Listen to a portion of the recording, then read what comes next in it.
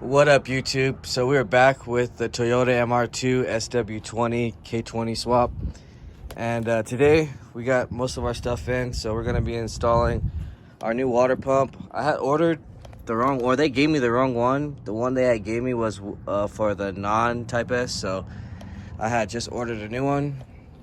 Ordered a new intake manifold gasket. We're also gonna be putting a new throttle body gasket. We're gonna clean everything up right now, and then we'll be installing the Type S harness back on here. But right now I just wanted to clean everything up.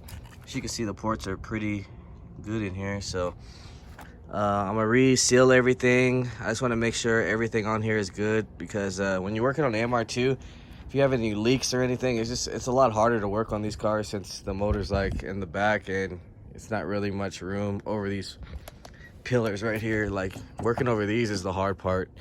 But yeah, I like to go over everything, so we're just gonna make sure everything is good. I'm also going to be installing the Serpentine belt as well, the thermostat, and that's pretty much it. And I'll be replacing this sensor too. I accidentally cracked it right here. They crack real easy when you try to take them apart, so I'll be replacing that as well. Anything else? I think other than that, just cleaning it up and making sure everything's going to be ready for when we drop it in. I just talked to Hux.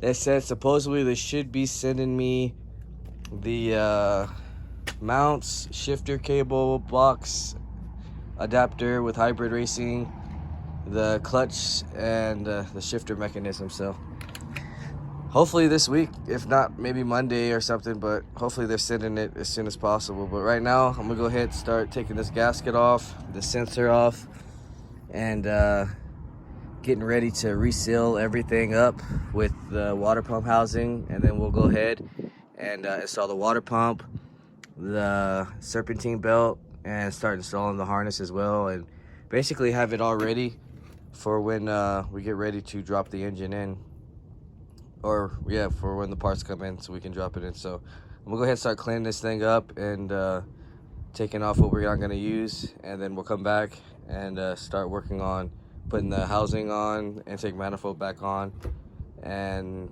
the engine harness. So we'll go ahead and start knocking that out, and we'll come back. All right, so we're back now, and I went ahead and we got our serpentine belt on, alternator, brand new water pump, and sealed up with the new seal for the water cooler as well. Next I'm going to be doing is getting this all sealed up with putting the intake manifold back on, and you can check out the head's pretty fresh. This is the kind of the golden brownish color is what you kind of want to see when you know you have a fresh head. So, and all the oil changes have been good. When it's really dark brown, like for instance, let me show you a head. This is a head that I got actually from JDM California. I had rebuilt the whole engine though, but I ended up using a K20 head. But as you can see how dark this thing is, this wasn't 50,000 miles for sure. So I'll probably be using this head though, since it's an RBB3, and you guys probably see on the next video when I do the new project motor for the sleeper sedan Civic. So stay tuned for that. Right now I'm just going over everything, like I said, checking out the belt, making sure everything looks like it was pretty fresh. Whoever had this engine, it looks like they took care of it. So just wanted to show you guys the difference between a fresh motor and a motor. As you can see over there, it's kind of been through some rough, or just didn't go through oil changes. We're also going to be changing out spark plugs as well, so this motor can be healthy and be a good daily driver. Other than that, I'm actually spray the valve cover real quick, clean that up, and then we'll go ahead and start putting back the valve cover, intake manifold. We'll put the new gasket, tighten everything down with the water pump housing assembly and thermostat, and we'll put the new thermostat back on here. And then we can start doing the harness after that. I'll show you guys how to install that the simplest way, so you don't get really confused. It's a really simple harness once you guys put it on and understand that it's not really that hard. But anyways, I'm gonna go ahead and start getting everything prepped, and then we'll come back and finish this thing up. All right, so we're back now. We got our intake manifold, our throttle body, new gaskets for the throttle body, and the Jack Spania thermal gasket for the intake manifold. See, I got the valve cover back on with the new spark plugs, NGKs. Put the coil packs back on here. I got the half shaft back on here as well. So we're pretty much ready to start installing the harness and getting that ready. I actually just got a email saying Hux is actually going to be delivering the parts, hopefully, or UPS is going to be delivering within a couple hours. So tomorrow's video we should be able to drop the motor in, install the clutch slave cylinder kit, the shift linkage kit, and the actual shifter for the inside. So yeah, hopefully we'll be getting this thing going soon. Like I said, I just like to start with the simple, with the coil pack, since it leads right to the back, and it's literally the easiest plugs to plug in as well. So as you can see, they just clip right in.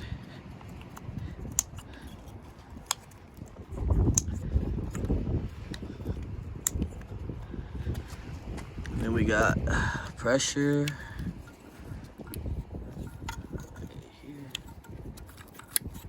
We got VTEC, oil. We got crank. And we got PDC. Alright, so that's pretty much ready. Now we can do our crank sensors. Our cam sensors.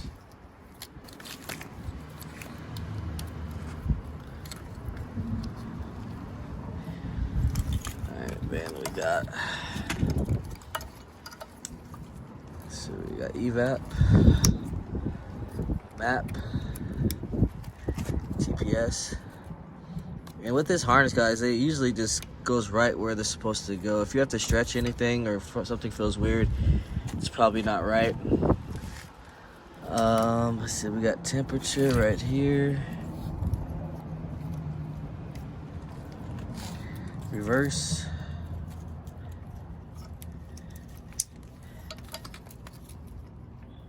And then, forgot what that one's for. We'll come back to that. This is for the intake air temperature sensor, so I don't have to worry about that. Other than that, all this is for the injectors.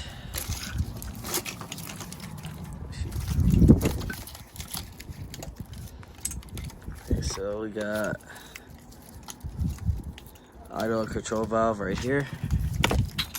This harness is kind of twisted up, so I'm gonna have to bring it back down.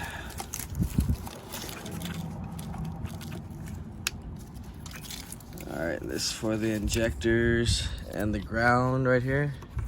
So we still got to connect the injectors and stuff. We'll get to that probably next video. I still got to clean those up. Speed sensor. So let me take that off real quick. Alright, so this is all alternator. So I'm going to run that through over here. It's part of the charge harness basically, so plug that in as well.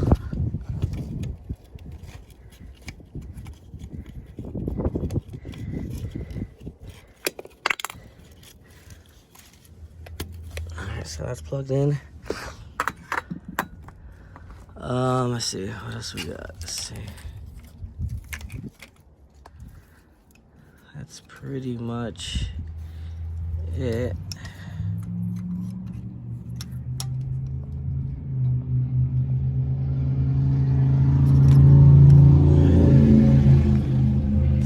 Sensor.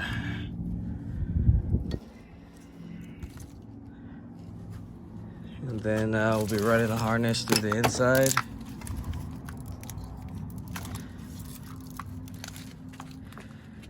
And that's pretty much it. And then this right here is for the 6-speed.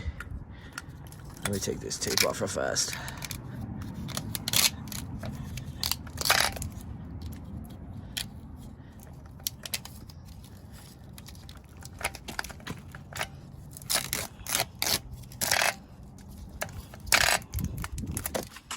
All right, and the last one is this reverse. And that's pretty much it, other than the injectors. And then I'm gonna go ahead and install the starter real fast.